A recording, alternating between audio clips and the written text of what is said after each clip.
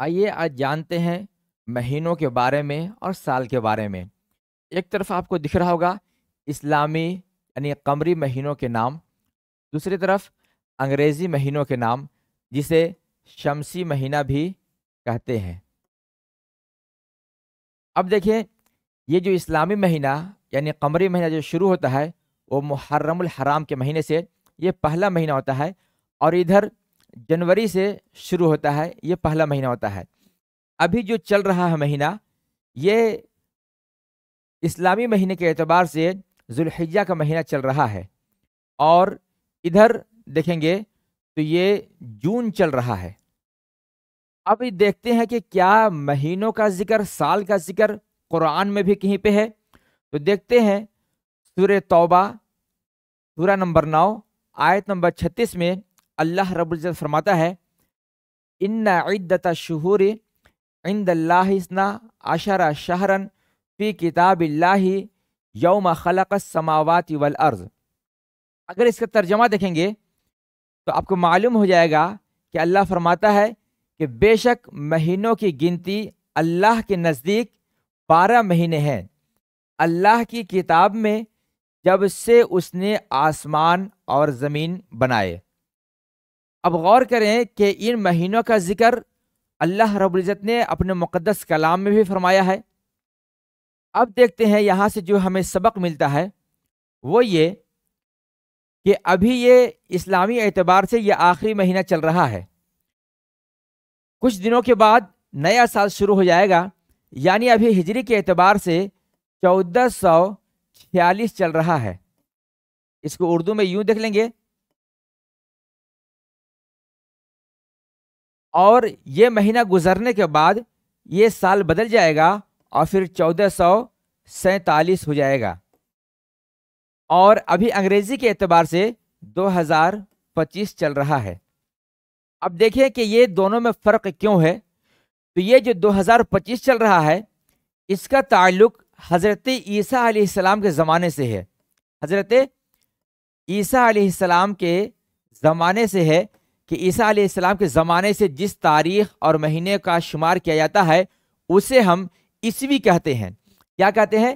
عیسوی کہتے ہیں، اور ان مہینوں کا شمار جنوری سے کیا جاتا ہے اور دسمبر میں یہ مہینہ مکمل ہوتا ہے۔ اب اگر آپ دیکھیں اسلامی مہینے کے اعتبار سے تو اسے ہم ہجری کے نام سے جانتے ہیں۔ کس کے نام سے؟ ہجری کے نام سے۔ کیوں؟ کیونکہ اس مہینے کا آغاز اور شمار یعنی کہ ہجری تاریخ کا جو شمار کیا جانا شروع کیا گیا وہ جب نبی کریم صلی اللہ علیہ وسلم مکہ سے مدینہ ہجرت فرمایا، اس وقت سے اس تاریخ کو شمار کیا جانے لگا، اسی لیے اسے ہجری کہتے ہیں۔ معلوم کیا ہوا کہ ایک کا تعلق حضرت عیسیٰ علیہ السلام کے زمانے سے ہے اور دوسرے کا تعلق نبی کریم صلی اللہ تعالیٰ علیہ وسلم کے ہجرت کے زمانے سے ہے۔ اب یہاں پہ جو ہمیں آج سبق سیکھنا ہے وہ یہ کہ یہ جو مہینہ چل رہا ہے اس مہینے پہ ہم غور کریں کہ یہ مہینہ آخری مہینہ ہے۔ آخری مہینے کو ہم کس انداز سے دیکھتے ہیں اور ہم کیا کیا کر پاتے ہیں۔ مثلا آپ دیکھیں کہ دنیا کا یہ نظام ہوتا ہے کہ جب بھی کسی چیز کا اختتام ہوتا ہے تو ہم اسے اچھے انداز میں مکمل کرنے کی کوشش کرتے ہیں۔ مثلا ہمارے پڑھائی کے دن مکمل ہوتے ہیں تو سوچتے ہیں کم سے کم آخری دن میں ہم اچھے سے پڑھائی کر لیں۔ اسی طرح سے کوئی بزنس کرتا ہے تو سوچتا ہے آخری مہینے میں اچھے سے محنت کر لے تاکہ اس کے بزنس کا اچھا حساب و کتاب ہو اور اس کا اختتام اچھا ہو۔ اسی طرح ہمارے درمیان یہ اسلامی مہینہ کے اعتبار سے سال مکمل ہونے والا ہے، یہ ذوالحجہ کا مہینہ چل رہا ہے۔ اب دیکھیں کہ چند دنوں میں یہ مہینہ مکمل ہو جائے گا، تو کیا یہ سال ہم اچھے عمل کے ساتھ اچھے انداز میں اختتام پذیر کر رہے ہیں، یا پھر یوں ہی غفلت میں گزار کر ہم اپنے قیمتی ایام کو اور اس سال کو مکمل کر رہے ہیں؟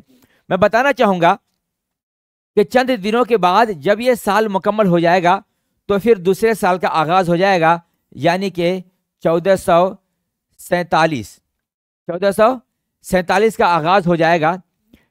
ہم یہ دیکھیں کہ کیا یہ 1446 جو ہمارے درمیان سے رخصت ہو رہا ہے، اس میں ہم نے کتنے ایسے عمل کیے کہ جس عمل کو یاد کر کے ہمیں خوشی حاصل ہوگی. مثلا اس میں کیا ہم نے عزت کمایا، دولت حاصل کی، یا پھر ہم نے اچھے دوست بنائے یا اچھے عمل کیے.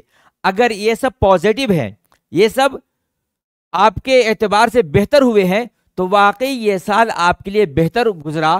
اور اگر یہ سب کچھ نہیں ہے، مثلا آپ نے دنیاوی اعتبار سے بھی کامیابی حاصل نہ کیا، ترقی نہیں کیا اور اچھے عمل بھی نہ کیے، تو یہاں پہ افسوس کا مقام ہے کہ ایک سال ہمارے درمیان سے رخصت ہونے والا ہے، دوسرے سال کا آغاز ہونے والا ہے.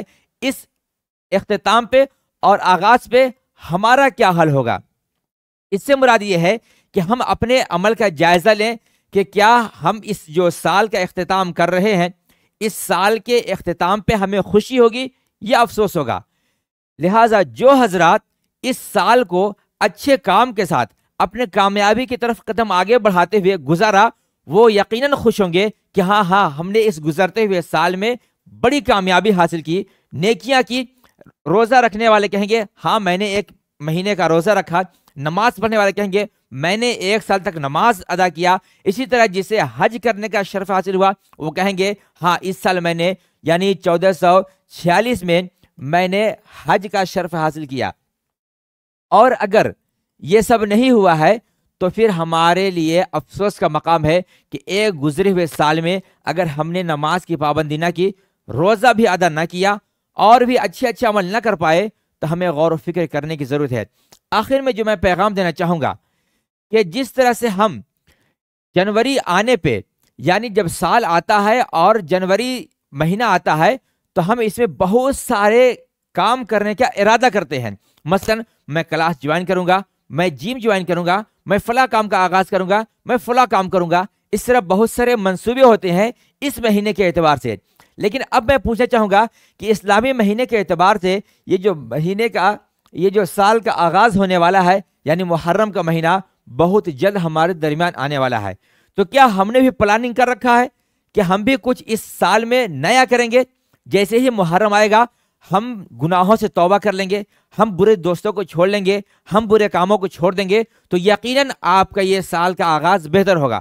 اور اگر ایسا نہیں ہے تو جس طرح سے اب تک آپ نے کئی سارے سال گزار دیے اور کوئی فرق نہیں پڑا، اسی طرح یہ بھی سال آنے والا جو ہے وہ بھی گزر جائے گا اور آپ کی زندگی میں کوئی فرق نہیں ہوگا.